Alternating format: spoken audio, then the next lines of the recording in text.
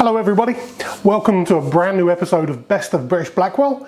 This is my first video in quite a while. I decided to take a little bit of a break from filming the cooking videos, just to do some other bits and pieces. I got my new Kamado Joe, so I've been kind of practicing some recipes that I'm going to be showing you on there. One of those I'm going to be showing you today, and also I've just been thinking about the kind of general direction I want the channel to take, and I've decided that, you know, as well as cooking, I'm going to be doing some other kind of general videos that show you some of my kind of outside cooking setups. I've got a few barbecues, smokers and grills now, so I'll do a short video where I talk you through those. I'm also going to be doing some videos where I just kind of walk around some general food markets and food festivals and various other bits and pieces that you may or may not find interesting. So channel's going to go off in a slightly different direction, but today I thought I would make my second cook on the Kamado Joe, and this is a recipe which I absolutely adore.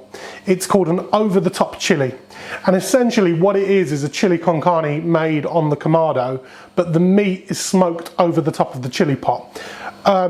More information on that as the video goes on, but come over and have a look at the ingredients and don't be too shocked. There's a lot of ingredients to this, but I would say that chili con carne is one of the things I make, you know, the absolute best. I would say that it's competition standard.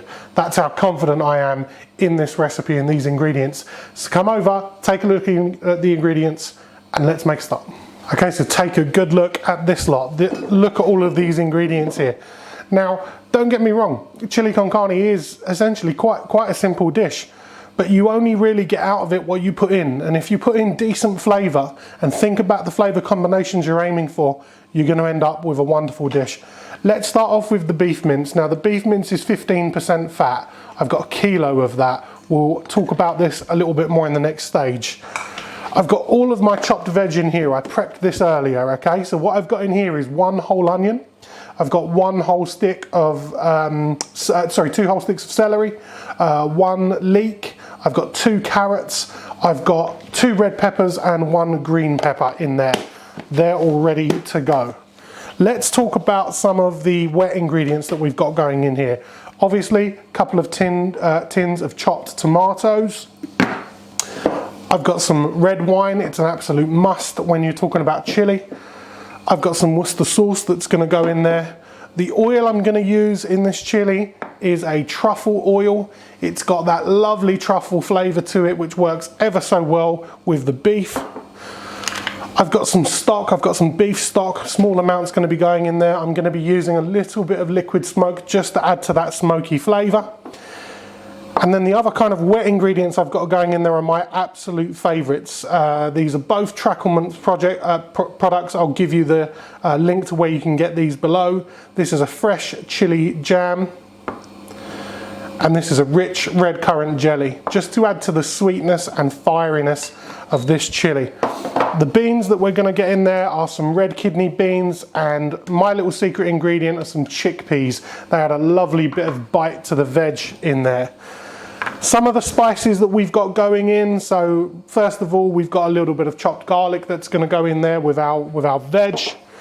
In terms of the powdered spices, we've got some ground cumin, ground coriander, I've got some sweet paprika, and I've got a basic pulled pork seasoning there as well, which works, again, really well with chili. The other thing which I'm going to be adding in is I like to make my chilies a waste not, want not dish. So in here, I've got some beef rib, which I cooked a couple of days ago. We didn't eat all of it, so I've chopped it all up, ground it all up. That's going to go into our chili as well.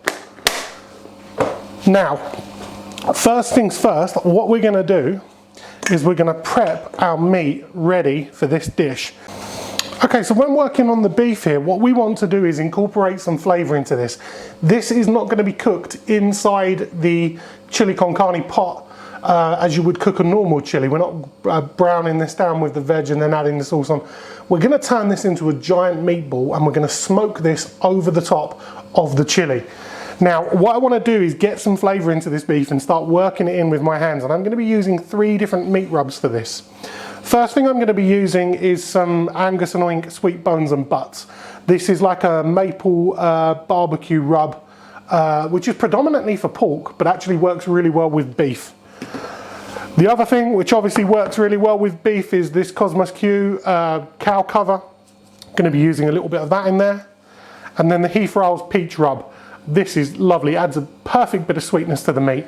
So with clean hands, which I've already washed, we're going to go in with healthy amounts of our rubs. We'll start with the peach, then go in with the Cosmos Q, and then go in with the sweet bones and butts. Pretty much anything that Angus and Oink make are absolutely spot on.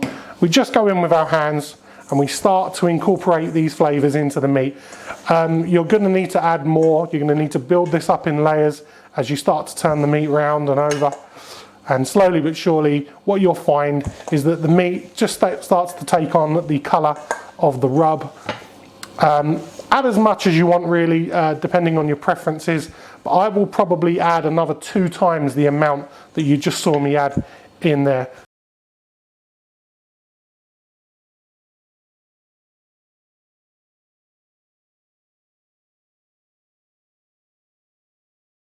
Okay, so now we've incorporated all of the rubs into this meat.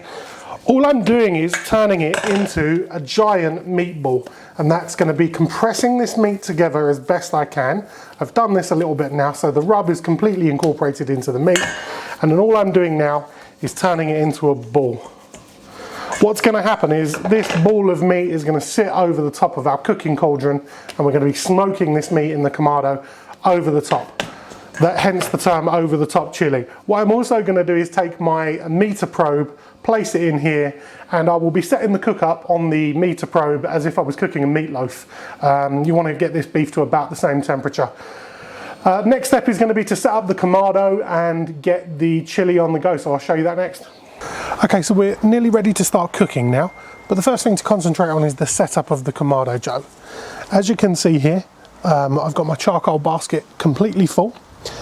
I've also got my heat deflector grill plate here set up, and what I'm going to do is get my cast iron pot, sit it in there. So first things first, we're going to light up and get the Kamado burning away. Okay, so the Kamado is now lit and we are running very, very hot at the moment. It's just nearing 400 degrees centigrade. That will drop when I lift this lid and start to set the actual cooking pot up. So just being careful. I'm going to open up this lid slowly. You'll see our coals are burning away quite nicely there. Like I said, it's at this stage I'm going to insert that pot. You will be opening, if you're using a Kamado to make this dish, you will be opening and closing the lid quite a bit. So it doesn't really matter too much about temperature fluctuation. The main heat is going to come on here. We're going to get our chili underway. Then what we're going to do is just leave it to simmer and reduce down, and that's the time that the meat, the chili on top, is going to start smoking. So I wouldn't worry about losing too much heat at this stage, just as long as there's decent heat in there. I'm going to bring my main chili ingredients over here. Also, if you're not cooking on a Kamado Joe, that's not a problem at all. This recipe works just as well on the hob, just adding the beef as you usually would to a chili. But this is a nice variation on the dish. So let me bring the ingredients over and let's make a start. Now, there are a lot of ingredients to this dish. I make no mistake about that, but I will put a full ingredients list at the bottom, and obviously I'll track the ingredients as and when they go in. But first things first, let's get some oil into our cast iron pot. Don't worry too much about the little bits of ash that you can see. This is our truffle oil. There's quite a lot of that in there. And as you can see, this is getting very, very hot very quickly because that's already smoking away. Before the oil starts to burn too much, we'll go straight in with our veggies. That's a very reassuring sound. One thing I will say about these Kamados that I've learned very quickly is just how quickly they come up to temperature and how well they hold their heat. They're just unbelievable like that. Now that may look like a lot of veggies there, but they're really going to sweat down and compress in size a little bit, so don't worry about that too much. I'm just going to close the vent here a little bit That's going to help me control the heat on the Kamado. All of the information about this Kamado grill I'm going to put in the description box below, and up there in the corner you'll see a link to my friends BBQs2u.co.uk where you can go and buy a Kamado Joe or buy accessories for them as well. And I'll apologise in advance if you can hear a lot of wind because it's a very, very windy day, typical British spring day, lots of wind blowing, hence why the ash is flying around a little bit. So once these veggies start to take on some heat and they're already quite hot, we're now going to look to get some garlic in here.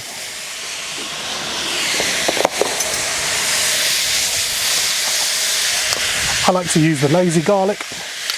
You can use crushed garlic, you can use fresh garlic, whatever. I've got a nice couple of teaspoons of garlic in there.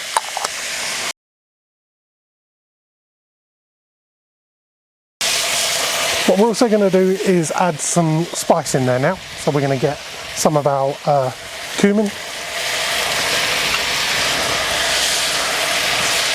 Now I tend to just pour this in by eye. I think the spices are all down to personal preference.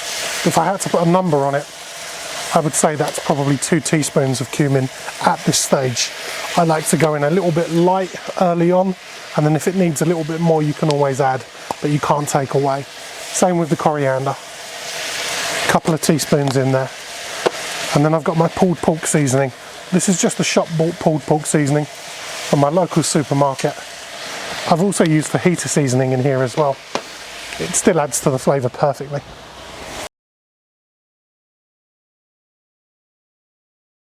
Okay, so it's now that I'm going to add the tomatoes. There's 1 tin of tomatoes. Do this with the other hand. I've got a heat protection glove on now. Starting to get very hot in here.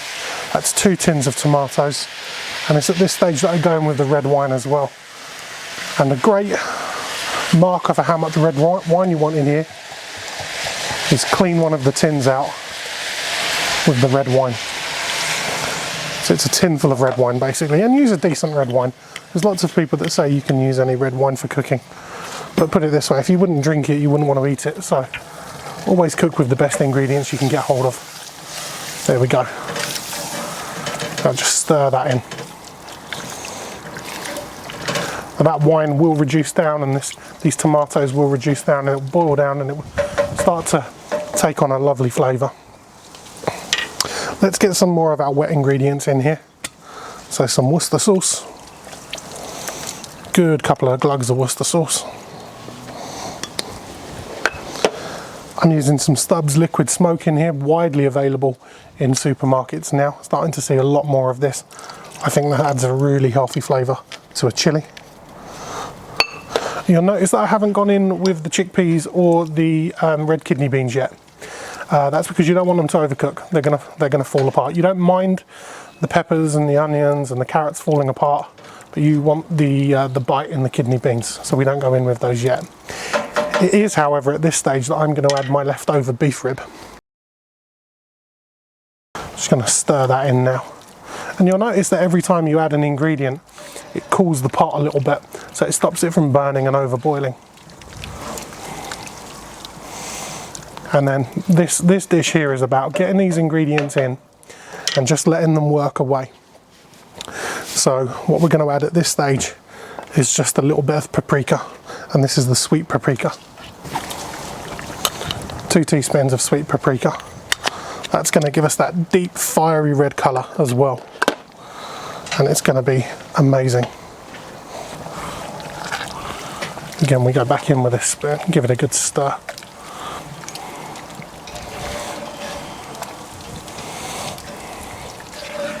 Now at this stage what I'm going to do is I'm going to close the lid to the Kamado Joe.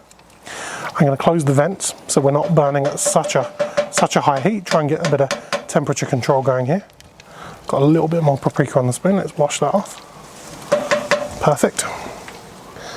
And then we're going to try and let this come to just a nice gentle simmer. And the way we do that in terms of heat control in the Kamado is we close the chimney up.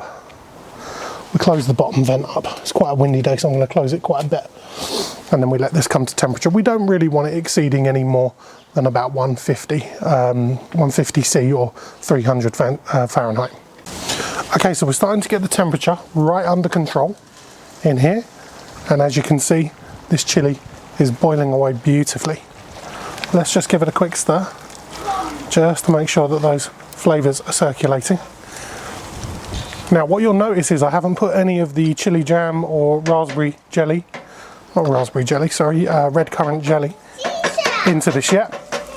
That's because it contains an awful lot of sugar. We don't want that to burn, but it is at this stage that we're going to add some of our stock into this. So I'm going to do that now, and I've got just a couple of kind of jelly beef stock cubes.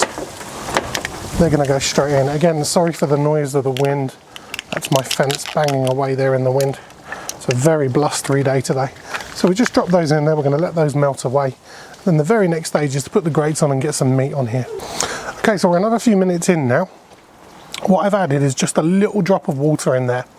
Because the Kamado is running so hot, it's running a little bit hotter than I would like it to, but the Kamados run on the vents at the top. The heat is dictated by how wide open the vents at the top and the bottom of the grill are.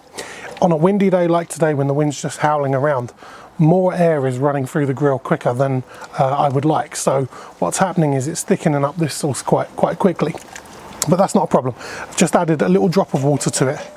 I'm going to give it a little taste now. Just the sauce is what I'm interested in. It's lovely, but at this stage, this is when I can decide that it needs a little bit more spice. Now what you would have noticed as well is I haven't put a lot of chili in here, or too much of anything which contains too much heat. That's not that I am averse to spice or chili, but it's mainly down to the fact that I've got two daughters who are 2 years old and 4 years old, and they don't eat anything which burns their palate too much or which is too spicy. So I have to take them into consideration as well when I'm making this. If you were making this yourself at home, go ahead and put whatever chilies you want in here, whatever spices you want, whatever chili oil you want. You could swap out the truffle oil for a chili oil.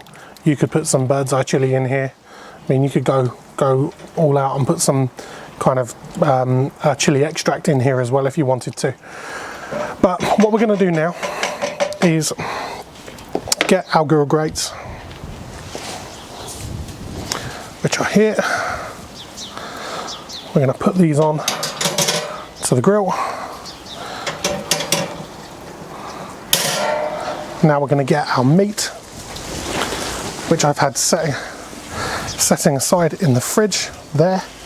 You'll see my meter temperature probe is on there already. I've set that to cook a meatloaf. That's my device telling me there that it's now active and on some heat.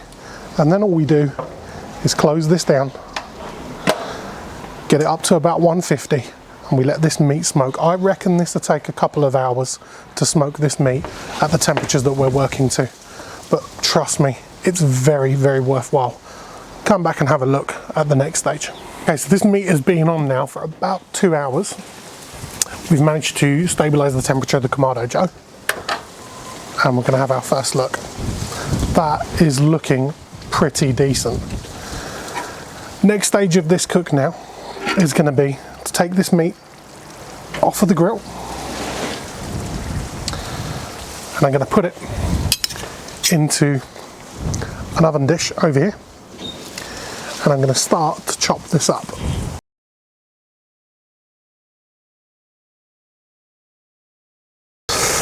As you can see, we've got this beautiful chili pot on the go here, bubbling away beautifully. What I think we'll do is add our kidney beans and our chickpeas. They're going to need a little while to cook. And then, as I said, we're going to add some sweetness in here with those jellies. And first one we're going to go in with is some redcurrant jelly.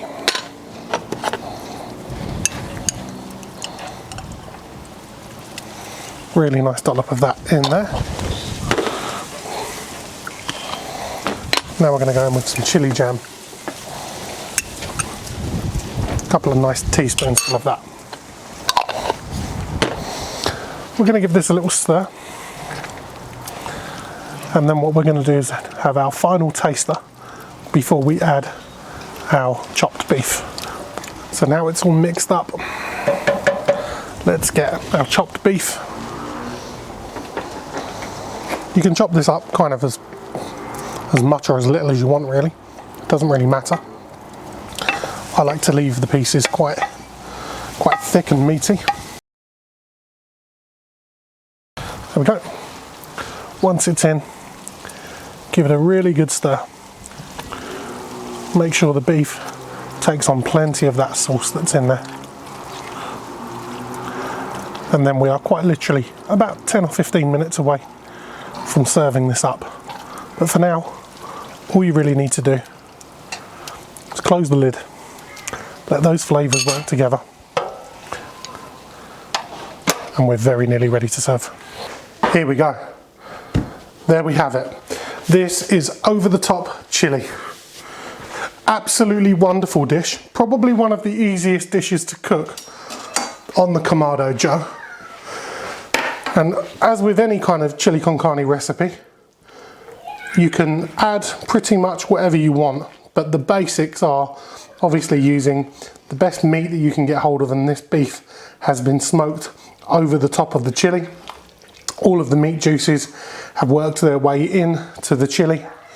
And then also I added those little bits of beef rib in there, which I had as a leftover, you know, but you can also use a variation of this where you use some mixture of beef and pork.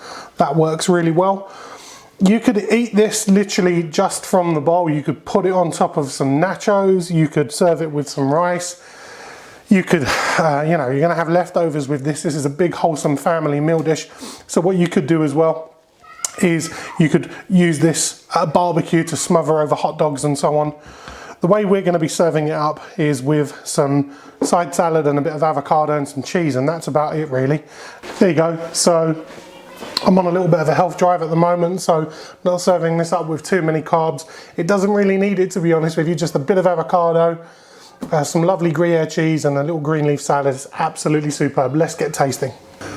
Okay, so let's give this a little taste and just see how it goes. Cheers everybody. That is so good. This dish has absolutely everything. A beautiful smoky taste. Rich sauce because there's wine in there, and there's rich tomatoes, and you've got that lovely hit of chili from the chili jam, but it's not explosive. Tickles the tongue a little bit, but it's not so explosive that, you know, kids can't eat it. And also you've got the option of adding some more fire in there if you want to. This, you know, is beautifully served up with a salad and some cheese and a bit of avocado, whatever you want to really. Doesn't need the rice because the rice is going to be bland. This is full of flavour. It's so, so good. Guys, I hope you've enjoyed watching this video. Thank you for watching. There's going to be plenty more content from me. I'm back. I'm ready to start cooking again. So stick with me for some new original content. Thank you to wonderful sponsors that I've got, BBQs2u.co.uk. Look out at their website down below and give us a click above there. Don't forget to like and subscribe if you like this video. There's plenty more to come. Stay safe, guys. See you soon.